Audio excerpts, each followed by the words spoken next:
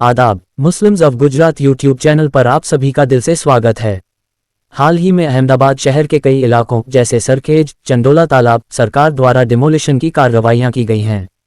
इन कार्रवाइयों में अनेक घरों और दुकानों को बिना उचित कानूनी प्रक्रिया के बुलडोजर चलाकर गिरा दिया गया।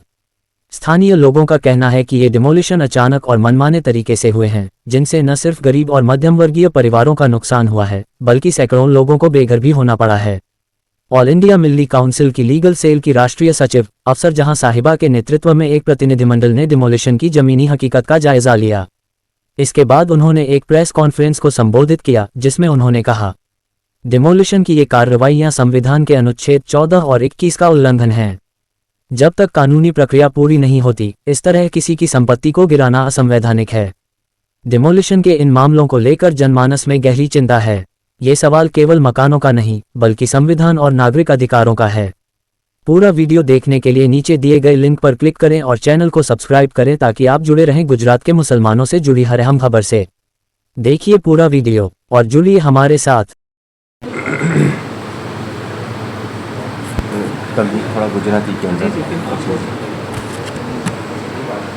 ऑल इंडिया मिल्ली काउंसिल गुजरात यूनिट तरफ थी હું રિઝવાન તારાપુરી આજની આ મહત્વપૂર્ણ પ્રેસ કોન્ફરન્સમાં ઉપસ્થિત તમામ મહેમાનોનું હાર્દિકપૂર્વક સ્વાગત કરું છું। ખાસ કરીને all India Milli council Telangana યુનિટની ટીમમાં અને લીગલ સેલના મિલ્લી કાઉન્સિલ લીગલ સેલના કન્વીનર જનાબ અફસર જહાં સાહબા અને આદરણીય મીડિયા કર્મીઓ અને અહીં ઉપસ્થિત આમંત્રિત મહેમાનોનું ગુજરાતની આ પવનભૂમિમાં હાર્દિક સ્વાગત કરું છું। ઓલ ઇન્ડિયા મિલ્લી કાઉન્સિલ દેશભરમાં શાંતિ, સદભાવના અને સામાજિક વિકાસ માટે કાર્યરત સંસ્થા છે। આજની પ્રેસ કોન્ફરન્સનો એજન્ડા બુલડોઝર તથા વક્ફ તો આજના પ્રેસ કોન્ફરન્સમાં આપણે સૌએ સામાજિક ન્યાય, એકતા અને સમુદાયના હિતોની ચર્ચા કરવા માટે એકઠા થયા છે। આજે આપણે એક એવા મુદ્દા પર ચર્ચા કરવા એકઠા થયા છે કે જે માત્ર નીતિના અમલોનું નથી, પરંતુ માનવતા, સંવેદના અને સામાજિક ન્યાયનો પણ છે। ચંડોળા તળાવ પાસે ડિમોલેશનની કાર્યવાહીએ સેંકડો પરિવારને બેઘર કરી દીધા છે, જેમાં હિન્દુ અને મુસ્લિમ બંને સમુદાયના ગરીબ લોકોના સમાવેશ થાય છે। આ લોકો જેઓ રોજની મજૂરીથી પોતાનું ગુજરાન ચલાવે છે, તેઓને આ ઉનાળાની 45 ડિગ્રીની ગરમીમાં અને આગામી વરસાદની મોસમમાં આશ્રય વિના છોડી દેવામાં આવ્યા છે। આ એક ગંભીર માનવીય સંકટ છે, જેના ઉપર આપણે બધાએ વિચાર કરવો જોઈએ। સરકારનો ઉદ્દેશ શહેરના વિકાસ માટે કાયદેસર કાર્યવાહી કરવાનો હોઈ શકે છે, પરંતુ આ કાર્યવાહીથી ઝડપ અને અભિગમ ચોક્કસપણે ચિંતાજનક છે। બુલડોઝરની આ કાર્યવાહી પહેલા ગરીબ પરિવારોને થોડો સમય આપવો જોઈએ હતો, જેથી તેઓ પોતાના માટે વૈકલ્પિક વ્યવસ્થા કરી શકે। આ લોકો જેમની પાસે ના તો આર્થિક સ્થિરતા છે અને ના સામાજિક સુરક્ષા, તેમને એકાએક બેઘર કરવાથી તેમના જીવન પર ગંભીર આઘાત પડ્યો છે। આપણે એ વિચારવું જોઈએ કે જેની પાસેથી છત નથી, જેને પાસે છત નથી, તેની સ્થિતિ શું હશે। ઉનાળાની આ ગરમીમાં અને ઉપરથી વરસાદની શરૂઆતમાં પરિવારને ખુલ્લા આકાશના નીચે કેવી રીતે જીવશે। આ લોકોમાં નાના બાળકો, વૃદ્ધો અને મહિલાઓ પણ સમાવેશ થાય છે, જેઓ રોજ કમાઈને ખાતા હતા। સરકારે આ ગરીબ લોકોની વેદના અને જરૂરિયાતના ધ્યાનમાં રાખીને વધુ સંવેદનશીલ અભિગમ અપનાવવો જોઈતો હતો। અને આ સરકારને અપીલ કરીએ છીએ, અમે આ સરકારને અપીલ કરીએ છીએ કે આ બેઘર થયેલા પરિવાર માટે તાત્કાલિક વૈકલ્પિક આવાસની વ્યવસ્થા કરવામાં આવે। આ ઉપરાંત આવી કાર્યવાહી પહેલા પૂર્ણ વિસર્જન યોજના ઘડવી જોઈએ, જેથી કોઈ પણ વ્યક્તિ ખુલ્લા આકાશ નીચે જીવવા મજબૂર ન થાય। ખાસ કરીને ગરીબ મુસ્લિમો અને હિન્દુ પરિવારો જેને આ ડેમોલેશનથી સૌથી વધુ અસરગ્રસ્ત થયા છે, તેમના પ્રત્યે સરકારે રહેમદિલી દર્શાવવી જોઈએ। આ એક એવો સમય છે જ્યારે સરકારે માત્ર કાયદાનું પાલન નહીં, પરંતુ માનવતા ધોરણે પણ વિચારવું જોઈએ। અમે આશા રાખીએ છીએ કે સરકાર આ લોકોની વેદનાને સમજશે અને તેમને પુનર્વસન માટે તાત્કાલિક પગલાં ભરશે। આ લોકોનું જીવન આપણી સામૂહિક જવાબદારી છે અને આપણે સૌએ મળીને આ લોકોની મદદ કરવી જોઈએ। આભાર। अस्सलामुअलैकुम वरहमतुल्लाहि वबरकातुहू। मैं एडवोकेट अफसर जहान ऑल इंडिया मिल्ली काउंसिल की नेशनल लीगल एड सेक्रेटरी हूँ। और चंडोला लेक का इशू जैसा आप जानते हैं 26 से 28 तारीख तक जो 3 फेसेस में मास डिमोलिशन हुआ है, उसको ऑल इंडिया मिली काउंसिल बहुत स्ट्रांगली कंडेम करने के लिए यहाँ पर आया है। हम हमारी फैक्ट फाइंडिंग टीम के साथ यहाँ पर मुफ्ती रिजवान साहब जो गुजरात के ऑल इंडिया मिली काउंसिल चैप्टर्स के प्रेसिडेंट हैं, आपकी इनविटेशन पर हम यहाँ पर आए हैं और हमारा काम ही है लीगल एड सेल का कि पूरे मुल्क में जहाँ कहीं हेट क्राइम हो, परसिक्यूशन हो, मार्जिनलाइज्ड कम्युनिटीज़ को जो परसिक्यूशन फेस करना पड़ रहा है, उसके लिए लीगल एड और लीगल अवेयरनेस का काम करना हमारी जिम्मेदारी है। इस जिम्मेदारी के चलते हम चंडोला लेक इशू के लिए यहाँ पर जब आए, हम खुद वहाँ पर मुकामी लोगों से हमने जाकर वहाँ उस जगह पर इंस्पेक्शन किया। आज हम वहाँ गए थे हमारी टीम के साथ, हमने वहाँ के मुकामी लोगों से बात की जो बेघर हो गए थे, वहीं आसपास में जो जितने लोगों से हम बात कर सकते थे हमने बात की और उनका दर्द देखा। ये सब हम सब जानते हैं। अब तक तो ये सारी न्यूज़ वायरल हो गई है। जितने यहाँ के लोकल एक्टिविस्ट थे उसमें मुजाहिद नफीस साहब से भी हमें बहुत ज़्यादा इनपुट्स भी मिले थे जो हुआ है यहाँ पर, और मुफ्ती साहब से भी जो इनपुट्स मिले इस तमाम, और लोगों से जो हमने जो मुतासिर लोग हैं जो बेघर हुए उनसे बात करके हमको पता चला कि किस तरह इतना इनह्यूमेन जो है एक पूरा डिपार्टमेंट उनके साथ ट्रीटमेंट करता है, उनको इलीगली डिटेन करता है, आधी रात को आकर उनका बिजली पानी कट करके उनको घरों से फोर्सफुली निकालकर औरतों को, बच्चों को भी नहीं बख्शा, मर्द और सीनियर सिटीजन्स को भी नहीं बख्शा, और उनको पूरी 2-3 किलोमीटर तक परेड करवाई। बस इस शक की बिना पर पहले फेज में वो गए, पुलिस फोर्स वहाँ घुसती है इस सिर्फ शक की बिना पर कि वहाँ बांग्लादेशी लोग रहते हैं, और उनको इलीगली डिटेन करके पूरा परेड करवाते हुए कांकरिया फुटबॉल ग्राउंड पे ले जाते हैं और उनको धूप में सारा दिन बिठा कर रखते हैं। और आप ही की तरह जो जिम्मेदार सहाफ़ी हैं, जब कोई सवाल करता है तो उस सवालों का सामना न कर पाने पर उन्होंने औरतों को और बच्चों को जाने दिया। उसके बाद मर्दों को 3 दिन तक रखा और उनके डॉक्यूमेंटेशंस वेरीफाई करवाए, और डॉक्यूमेंटेशंस जो वैलिड डॉक्यूमेंटेशंस उन्होंने आधार कार्ड प्रस्तुत किए पुलिस के सामने, बर्थ सर्टिफिकेट्स भी प्रस्तुत किए, उसको भी नकारा, उनको इनवैलिडेट करा दिया। और कई लोग तो जो कुछ लोग वहाँ से बिहार के थे, राजस्थान और गुजरात के भी जो लोग हैं, वेस्ट बंगाल के जो लोग थे, उनसे तो कुछ लोगों ने सरपंच से एक्नॉलेजमेंट लिखवा के जो है पुलिस को जब प्रोड्यूस किया, तब जाके पुलिस को इत्मीनान हुआ और पता चलता है कि उन 1000 लोगों में से 850 तो इंडियंस ही हैं जिन्होंने वैलिड डॉक्यूमेंटेशन, जिस तरह की डॉक्यूमेंटेशन, जितना टॉर्चर करके उन्होंने मांगा, उन्होंने इसको साबित किया, अपने आप को प्रूव किया।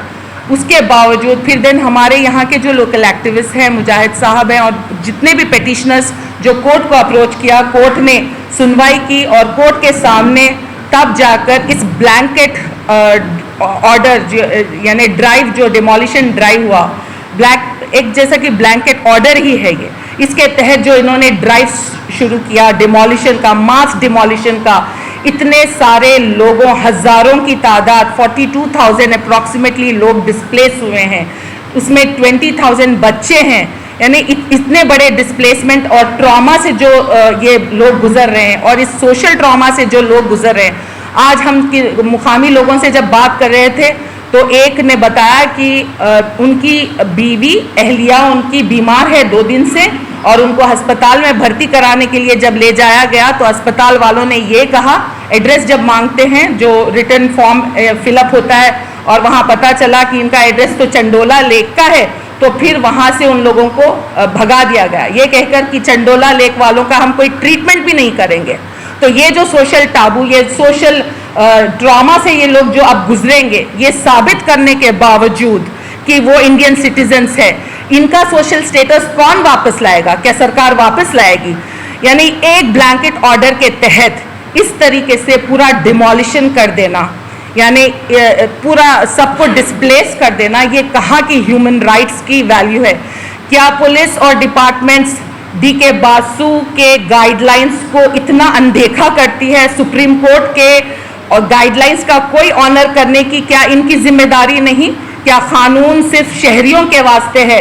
कानून को फॉलो करना क्या अथॉरिटीज, डिपार्टमेंट्स, पुलिस डिपार्टमेंट जैसे लोगों का फर्ज नहीं कि वो भी कानून को फॉलो करे और ड्यू प्रोसेस ऑफ लॉ के तहत कोई कार्रवाई करे। तो इस मुल्क में आहिस्ता आहिस्ता प्रोसिक्यूशन और हेट क्राइम इस लेवल तक बढ़ जाएगा कि ड्यू प्रोसेस ऑफ लॉ को, कोड ऑफ सिविल प्रोसीजर को जो आज तक हम 75 ईयर्स से फॉलो करें उसको अनदेखा कर दें, ह्यूमन राइट्स कमीशन के जो गाइडलाइंस है उनको अनदेखा कर दें।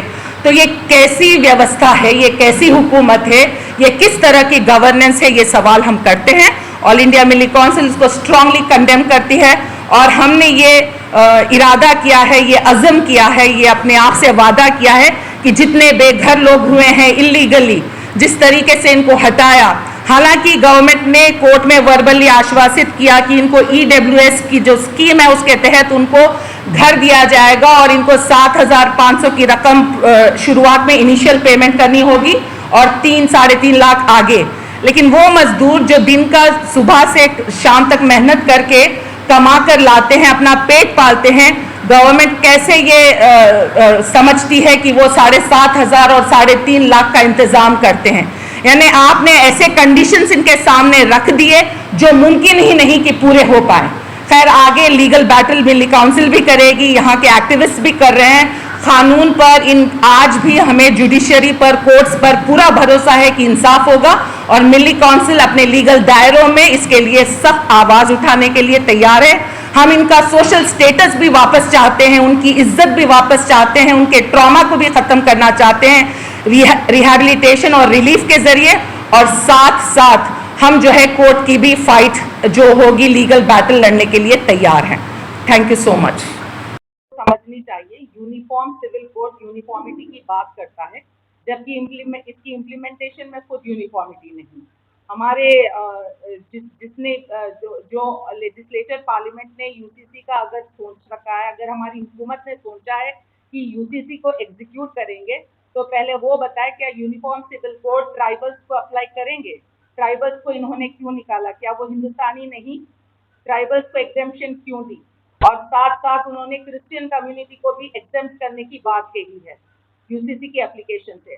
तो ले देकर क्या मुस्लिम कम्युनिटी ही रह गई जिसको यूनिफॉर्म सिविल कोड का सामना करना पड़ेगा, या उसको फॉलो करना पड़ेगा, या उस पर अमल करना पड़ेगा?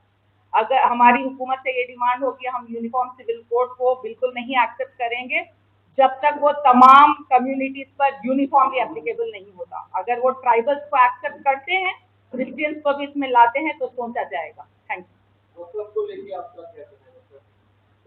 वक्त भी बिल्कुल मैं एक ही बात सेंटेंस स्टेटमेंट में आपके सामने रखती हूँ जो मिली काउंसिल ने सवाल किया था जेपीसी के सामने भी, वो ये कि वक्त एक्ट जो है हमने खुद कंपैरेटिव, ऑल इंडिया मिली काउंसिल ने अपने एक्सपर्ट्स की हेल्प के जरिए कंपैरेटिव स्टडी की हिंदू एंडोमेंट्स के साथ, तो हमने पाया कि हिंदू एंडोमेंट्स में जो प्रोविजंस हैं वही प्रोविजंस पुराने वक्फ एक्ट में भी थे।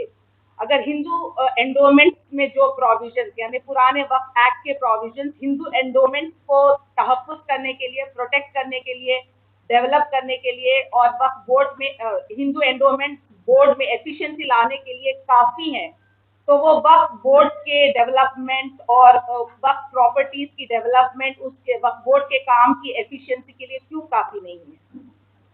ये डिस्क्रिमिनेशन आउट एंड आउट दिखता है।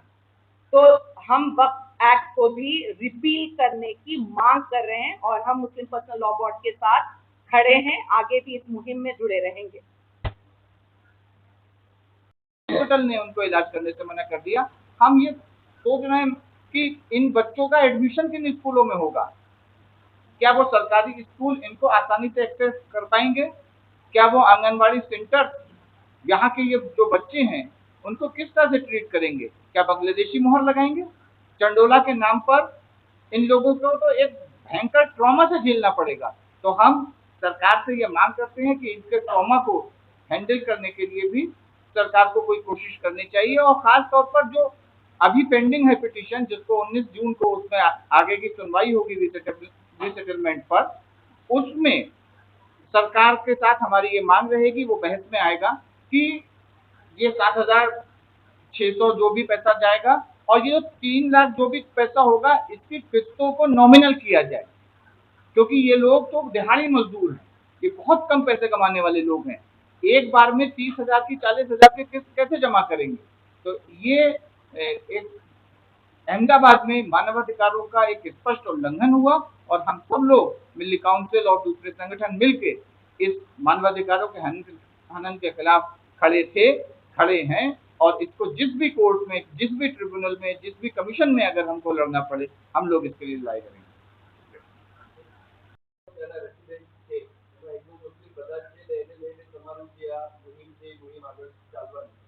કેવી રીતે આ બોલીનો છે, કેવી રીતે લોકોને અવેર પણ કરશો અને એમને જે લીગલ બેટલ છે એના માટે તમે હેલ્પ કરશો? અમે લોકો All India Milli Council Gujarat unit સૌથી પહેલા લીગલ જે બેટલ છે, કાનૂની જે લડાઈ છે, કાનૂની લડાઈની પૂરી તાકાતના સાથે લડત આપશે.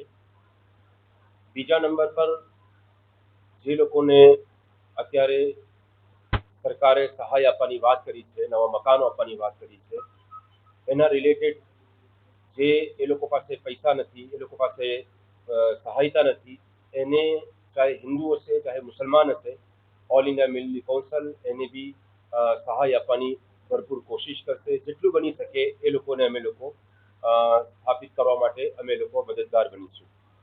અને ત્રીજી વાત એ કે અત્યારે સ્કૂલનો મામલો આવી રહ્યો છે અને આવતા મહિનાથી સ્કૂલો ખુલી રહી છે.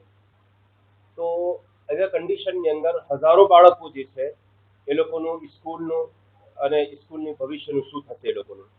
તો અમે કોશિશ કરીશું કે ઓલ ઇન્ડિયા મિલ્લી કાઉન્સિલ જે છે અમારા અંદર જે બી સ્કૂલો ચાલે છે એ સ્કૂલની સંસ્થાઓ સાથે અમે મુલાકાત કરીશું અને એ બાળકોને ઓલ ઇન્ડિયા મિલ્લી કાઉન્સિલના તરફથી અમે એ બાળકોનું ભણતર ખરાબ ના થાય, એ લોકોનું એજ્યુકેશન ખરાબ ના થાય, એના માટે અમે લોકો ભરપૂર તાઉન કરીશું તાકી એ લોકોનું ભવિષ્ય સારી રીતે આગળ વધે અને એજ્યુકેશન આગળ વધે. अगर आपको दिलचस्प और जानकारीपूर्ण वीडियो पसंद हैं तो हमारे YouTube channel Muslim of Gujarat को अभी सब्सक्राइब करें. वीडियो को लाइक करें और ज़्यादा से ज़्यादा शेयर करें ताकि हमारा संदेश दूर दूर तक पहुँचे. आपका सपोर्ट हमारे लिए बहुत मायने रखता है. शुक्रिया.